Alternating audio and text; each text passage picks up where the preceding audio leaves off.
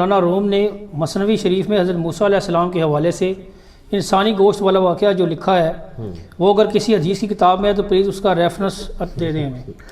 خدا نہ میرے منہ میں کچھ کٹواؤ گے ریفرنس بتا دے. کسی حدیث میں نہیں میرے بھائی, کہانی شریف ہے, مثنوی شریف ہے ہی زیادہ تر کہانی شریف ہے, اور ان لوگوں کو شرم آنی چاہیے جو کہتے ہیں کہ فارسی کا قرآن ہے مثنوی. انبیاء کی صراحتاً گستاخیاں ہیں اس کے اندر. ہاں ذاتی طور پہ اچھی باتیں بھی ہوں گی, اچھی باتیں تو آپ کو گمراہ لوگوں کی کتابوں میں مل جاتی ہیں, اس کا یہ مطلب نہیں ہے کہ آپ ان کو ایز اے شخصیت پروموٹ کریں گے. وہ کہتے ہیں کہ جی یہ جو واقعہ بتا رہے ہیں, وہ کہتے ہیں جی اللہ تعالیٰ نے کہا مجھے انسانی گوشت چاہیے, تو موسیٰ علیہ السلام اس گوشت کی تلاش میں نکلے, تو حتیٰ کہ ان کو ایک بندہ مل گیا جس نے کہا جی میرے رب نے گوشت مانگا ہے. تو وہ سوچ میں پڑ گیا کہ میں کہاں سے, اس نے کہا جی ایک بوٹی یہاں سے کاٹ لیں, اس کا یہ نہ پسند ہے, یہ کاٹ لیں, یہ کاٹ لیں, یہ کاٹ لیں, یہ کاٹ لیں. اللہ کے پاس پہنچے تو اللہ تعالیٰ نے فرمایا کہ موسیٰ تو بھی انسان تھا, تو نے اپنا گوشت کیوں نہیں دیا؟ سبحان اللہ, لعنت اللہ. یہ نانگے پیر یہ موسیٰ علیہ السلام کو دین سکھائیں گے تو یہ کس کا فیلئر ہے؟ موسیٰ علیہ السلام کا نہیں, اللہ کا. کیونکہ موسیٰ کا استاد کون ہے؟ اللہ. اللہ نے اپنے پیغمبر کو اپنا نمائندہ بنا کے دنیا میں بھیجا, اس کو نہیں پتا تھا اور وہ نانگے نے سکھایا. بیسیکلی یہ بتانا چاہتے ہیں کہ نانگوں کے پیچھے لگو, کپڑے کپڑے بھی لا دو. اچھا یہ کیوں نہیں ہوتا؟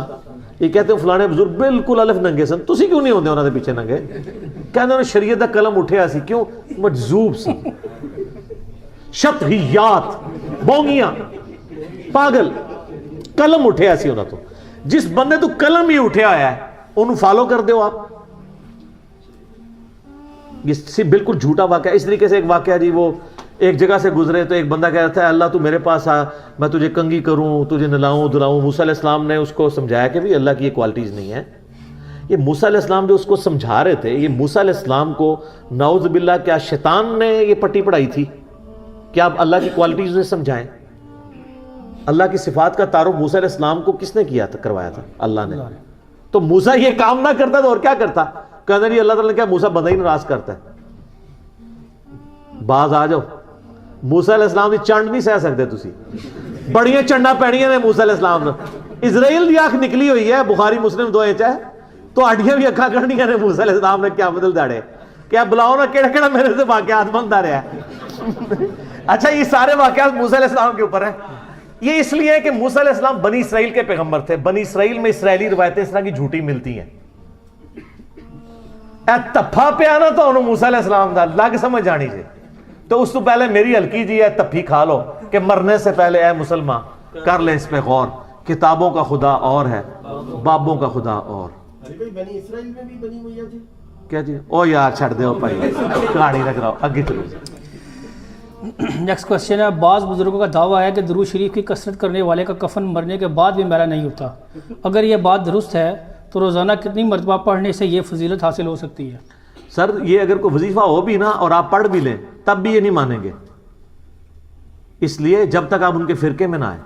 یہ کہتے ہیں بقیہ غرقت میں جو دفن ہے وہ جنتی ہے, تو بریلویوں سے کہیں کہ شیخ زکریا کاندلوی بقیہ غرقت میں دفن ہے مدینہ شریف میں, فضائل اعمال والے. وہ کہیں گے وہ تے پاویں جتنے مرضی دفن ہوئے. تو فضیلت تو یہ کبھی بھی نہیں حاصل ہو سکتی. یہ فضیلت حاصل کرنے کے لیے پہلے آپ کو فرقے میں آنا پڑے گا ان کے. الیاس قادری صاحب کے پیر و مرشد ضیاء الدین مدنی بھی بقیہ غرقت میں دفن ہے, تو یہ دیوبندی ان کو جنتی مان لیں گے؟ ناٹ ایٹ آل, کبھی نہیں مانیں گے. یہ بالکل کہانی ہے, کفن میلا نہیں ہوتا. کسی کو اگر زوم ہے نا اس طریقے سے ہو جائے, یہ اللہ نے صرف نبیوں کا پروٹوکول رکھا ہے. ابو داؤد میں حدیث ہے کہ اللہ تعالیٰ نے مٹی کے لیے حرام کیا ہے کہ نبیوں کے جسموں کو کھائے. یہ صرف نبیوں کا پروٹوکول ہے. نبیوں کے علاوہ بھی صحابہ کرام میں جس کے لیے اللہ چاہے تو ہو سکتا ہے, جس کے لیے نہ چاہے تو نہیں ہو سکتا. صحیح بخاری میں 1390 نمبر 1390 ہے کہ حضرت عمر کا پاؤں آلموسٹ 70 سال کے بعد حجرہ عائشہ کی دیوار گرنے سے باہر نکل آیا, پھر ان کو دوبارہ دفنایا گیا, تو وہ سلامت تھا. لیکن کئی صحابہ ہیں جن کو رومن امپائر کی جنگوں میں کڑاہوں میں جلایا گیا, ان کے روسٹ ہو گئے. وہ کتنے صحابہ کا مسئلہ ہوا, خود حمزہ ابن عبد المطلب کا مسئلہ نہیں کیا گیا غزوہ احد کے موقع پر, تو کوئی لاش کی حفاظت نہیں ہوئی ہے.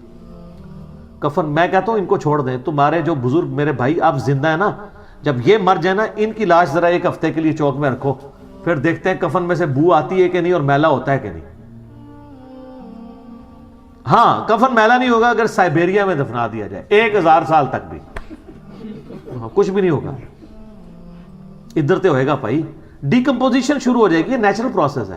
اور ان کے لیے پھکی یہ ہے کہ صحیح بخاری میں کتاب الجنائز چیپٹر میں حدیث موجود ہے. اما عائشہ کہتی ہیں جب حضرت ابو بکر کی موت کا وقت قریب آیا, انہوں نے مجھے بلا کے کہا کہ بیٹی یہ بتاؤ کہ نبی علیہ السلام کتنی سال کی عمر میں فوت ہوئے تھے؟ ان کا 63 سال. تو ان کا بیٹا میری کتنی عمر ہوئی ہے؟ ان کا 63 سال. ان کا نبی علیہ السلام کس دن فوت ہوئے تھے؟ انہوں نے کہا منڈے کے دن. تو ان کا آج کون سا دن ہے؟ ان کا منڈے کا دن. تو انہوں نے کہا کہ میں اللہ سے امید کرتا ہوں کہ میں بھی آج ہی مروں گا. اللہ کا شکر ہے اس دن نہیں مرے, اگلے دن مرے. بخاری میں موجود ہے. علم غیب ختم. اس پہ میرا کلپ ہے, حضرت ابو بکر کا علم غیب. سر ابو بکر تو وڈا کیڑا ولی ہے تہاڈا, آؤ نا لے کے آؤ نا. یہ بخاری شریف ہے, وہ کہانی شریف ہے.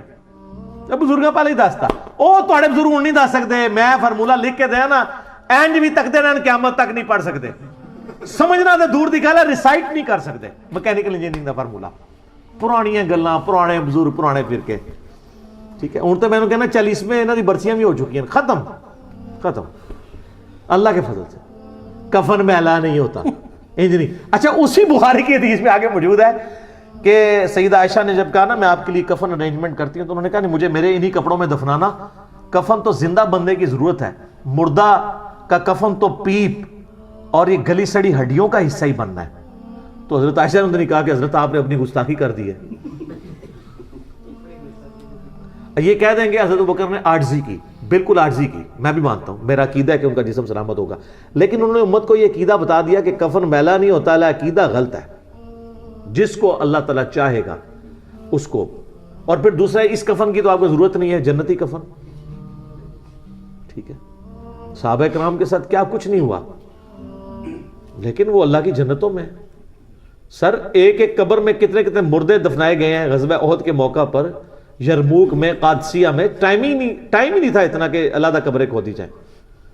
قبروں لاش پہ لاش رکھی کہ علیحدہ. ان بیچاروں کو مزار کیا ملنے ہیں, ان کی تو قبریں ہی نہیں پتا, گمنامی میں مر گئے ہیں.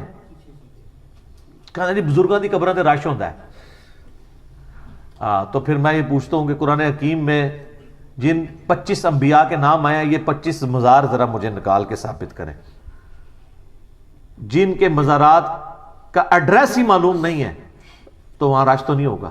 تو کیا وہ مقبول بارگاہ نہیں تھے؟ کہتے ہیں مزارات میں رش ہے, اللہ نے لوگوں کے دلوں میں ان کی محبت ڈالی ہے. تو گرو نانک کے مزار پہ جو رش ہے وہ کس نے ڈالی ہے؟ ختم. رائے ونڈ میں جو اتنا بندہ جمع ہوتا ہے وہ کس نے ڈالی ہے؟ اور ملتان میں جمع ہوتا ہے, رائے ونڈ والوں سے پوچھیں کہ ادھر کس نے ڈالی ہے؟ اور جو غلامت قادیانی دجال کے ماننے والے ہیں, ان کا ہر سال اجتماع ہوتا ہے انگلینڈ میں. وہ کہتے ہیں مسالمہ کذاب تو دیکھیں تھا, ختم ہو گیا, اس کا کوئی فالوور نہیں ہے. ہمارے فالوورز تو دن بدن بڑھے ہیں, اللہ نے محبت ڈالی ہے.